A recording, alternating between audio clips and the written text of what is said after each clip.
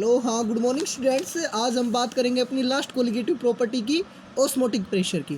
देखिए, osmotic pressure को समझने से पहले हमें एक प्रोसेस को समझना पड़ेगा, ओस्मोसिस को। ओस्मोसिस क्या होता है? जैसे कि आप डायग्राम से समझो कि मान लीजिए आपका क्या था, इसके अंदर वाटर प्रेजेंट था आपका, ये वाटर का सॉल्यूशन था आपका, ठीक है, वाटर प्रेजेंट है।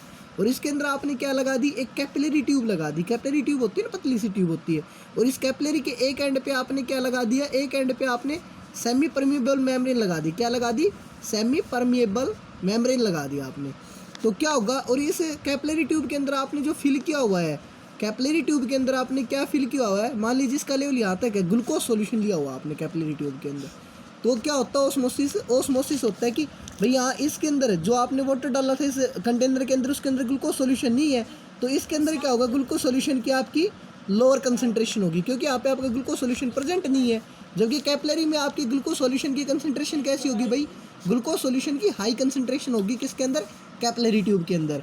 तो क्या होगा कि यहाँ से जो आपके वाटर मॉलिक्यूल्स है ना, ये मूवमेंट करना स्टार्ट कर देंगे सेमी परमेबल मेम्ब्रेन के अंदर से, और इसके अंदर ग्लूकोज सॉल्यूशन की कैपिलरी ट्यूब के अंदर एंट्री करना स्टार्ट कर देंगे, जिसकी वजह से क्या होगा, आपका जो ग्लूकोज सॉल्यूशन कैपिलरी के अंदर था उसका लेवल राइज होना स्टार्ट कर देगा। और इसी प्रोसेस को क्या कहते हैं?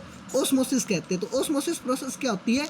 The process of movement of the particles from the lower concentration to higher concentration through a semi permeable membrane. जो आपके सोलेंट पार्टिकल्स का मूवमेंट होता है, कहाँ से? लोअर कंसंट्रेशन से हायर कंसंट्रेशन की तरफ, एक सेमी परमेबल मेम्ब्रेन की सहायता से, ठीक है। क्योंकि जैसे कि आपने ये जो सॉल्यूशन लिया था, इसके अंदर आपका कोई भी ग्लूकोज सॉल्यूशन प्रेजेंट नहीं था, तो यहाँ पे ग्लूकोज सॉल्यूशन की कंसंट्रेशन क्या थी? लोअर थी। जबकि आपने कैपिलरी ट्यूब के अंदर क्या ले रखा है? ग्लूकोज सॉल्यूशन, तो उसके अंदर ग्लूकोज की कंसंट्रेशन क्या आपकी हायर है। तो यहाँ पे लोअर कंसंट्रेशन थी और कैपिलरी के अंदर हायर थी। तो लोअर के अंदर से, मतलब इस बीकर में से आपका कैपिलरी के अंदर मूवमेंट हो रही है पार्टिकल्स की, इसको क्या बोलते हैं? ओस्मोसिस प्रोसेस बोलते हैं, ठीक है। दूसरा आपका क्या होता है? ओस्मोसिस होता है, ओस्मोटिक प्रेशर होता है। ओस्मोटिक प्रेशर को समझने के लिए देखो, हमने ये दो टैंक बना लिए, अपने दो टैंक बनाए। यहाँ पे हमने क्या कर दिया कि इन टैंक्स को हमने एक बीच में सेमी परमेबल मेम्ब्रेन लगा दी, वही आपकी सेमी परमेबल मेम्ब्रेन लगा दी हमने। तो क्या किया कि हमने इसके अंदर तो आपका 10% ग्लूकोज सोल्यूशन ले रखा है, और इसके अंदर हमने कितना ले रखा है? 20% ग्लूकोज सोल्यूशन ले रखा है। तो कंसंट्रेशन यहाँ पे कम है। तो क्या करेंगे, ये पार्टिकल्स यहाँ से इधर की तरफ मूव करना स्टार्ट कर देंगे through the semi permeable membrane. तो इस कंडीशन में हम इस पार्टिकल्स को रोकने के लिए, जो 10% ग्लूकोज सॉल्यूशन के अंदर से जो पार्टिकल्स आ रहे हैं 20% वाले के अंदर, इनकी मूवमेंट को रोकने के लिए हम यहाँ पे क्या लगा देते हैं? एक पिस्टन लगा देते हैं।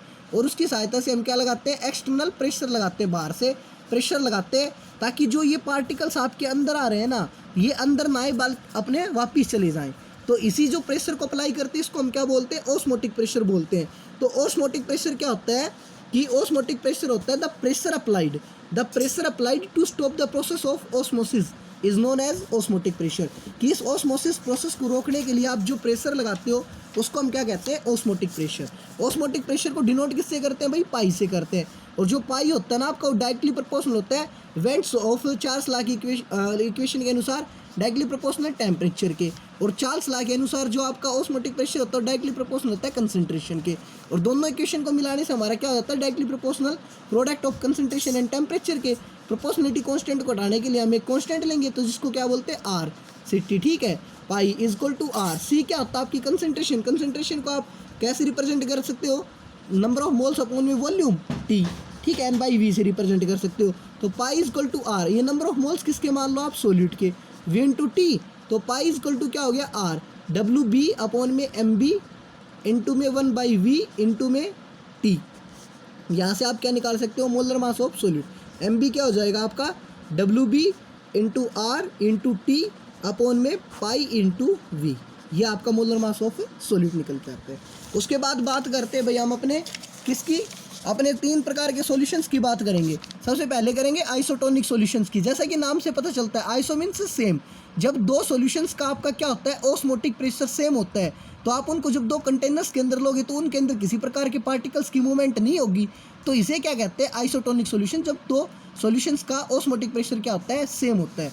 उसके बाद हाइपर, जैसे कि आपको पता चला, हाइपर मतलब किसी को गुस्सा आ जाना, तो ज़्यादा कंसंट्रेशन हो जाती है। तो इसके अंदर क्या होता है कि जब एक सॉल्यूशन के अंदर ओस्मोटिक प्रेशर की कंसंट्रेशन या फिर उसका ओस्मोटिक प्रेशर ज़्यादा हो जाता है बजाय किसके? दूसरे के, तो उसको क्या कहते हैं? Hypertonic solution. एग्जांपल आप यहाँ से देख ही सकते हो तीसरा क्या होता है आपका हाइपोटोनिक सॉल्यूशन। हाइपो मीन्स जब एक सॉल्यूशन का ऑस्मोटिक प्रेशर या कंसंट्रेशन दूसरे के कंपेयर में क्या हो जाता है, कम हो जाता है, तो उसको क्या बोलते हैं, हाइपोटोनिक सॉल्यूशंस बोलते हैं। उसके बाद अब नॉर्मल मोलिकुलर मास की बात करेंगे। किसकी बात करेंगे भाई, अब नॉर्मल मोलिकुलर मास की बात करेंगे। तो अब नॉर्मल मोलिकुलर मास का मतलब क्या होता है आपका, अब नॉर्मल मोलिकुलर मास का सिंपल सा मीनिंग होता है, मान लीजिए आपका एक NaCl था, NaCl ये वाटर के अंदर डिसोशिएट होता है किसके अंदर, Na positive plus Cl minus के अंदर। तो यहाँ पे आपने 1 मोल लिया था, लेकिन यहाँ पे तो 2 मोल बन गए ना आपके, एक Na का और एक Cl का। तो जो आप NaCl का मास कैलकुलेट करते हो ना, तो जो आपका कैलकुलेटेड मास आता है वो यहाँ पे अलग आएगा और यहाँ पे डिफरेंट आएगा। तो जिसकी वजह से क्या होता है कि जो आपका मास में क्या आता है, कभी भी आपका एक्यूरेट मास नहीं आता जब आप किसी कोलिगेटिव प्रॉपर्टी को से मेजर करते हो, तो मास के अंदर डेविएशन आ जाता है, उसी को क्या बोलते हैं, अबनॉर्मल मोलिकुलर मास बोलते हैं। इस अबनॉर्मल मोलिकुलर मास को कैलकुलेट किससे करते हैं, वेंट ऑफ फैक्टर। एक वेंट ऑफ नाम के साइंटिस्ट आए थे जिन्होंने इसको कैलकुलेट करने के लिए एक फॉर्मूला दिया था।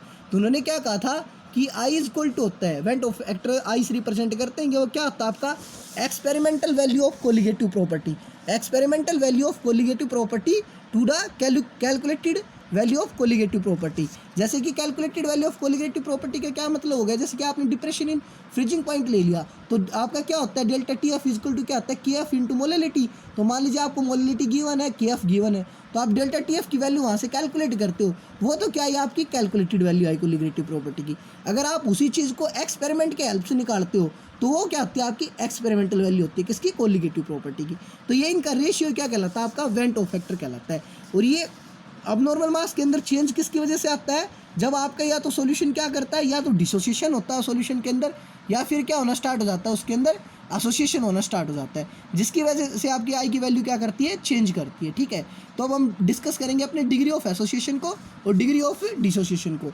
अगर डिग्री ऑफ डिसोसिएशन की बात करें, हम किसकी बात करें, डिग्री ऑफ डिसोसिएशन की बात करें, तो मान लीजिए आपके पास क्या थे कि आपके पास कोई भी आपने 1 मोल ऑफ इलेक्ट्रोलाइट लिया हुआ था। ठीक है, तो जैसे कि आपने 1 मोल ऑफ इलेक्ट्रोलाइट लिया हुआ था, उसके n पार्टिकल्स मान लीजिए क्या थे कि उसके n पार्टिकल्स मिलके आपका क्या बनाते हैं, एक पार्टिकल बनाते हैं। ठीक है, n पार्टिकल्स मिलके उसके आपके क्या थे, n पार्टिकल्स टूट रहे थे और n पार्टिकल मिलके आपके एक मॉलिक्यूल बना रहे थे। ठीक है, उसका तो उसके अंदर मान लीजिए जैसे कि आपका NaCl ही मान लीजिए, तो Na पॉजिटिव प्लस में Cl माइनस, ये दोनों मॉलिक्यूल मिलके एक मॉलिक्यूल बना रहे हैं। तो मान लीजिए इनिशियली कंसंट्रेशन NaCl की 1 थी, तो इनकी स्टार्टिंग में 0 होगी।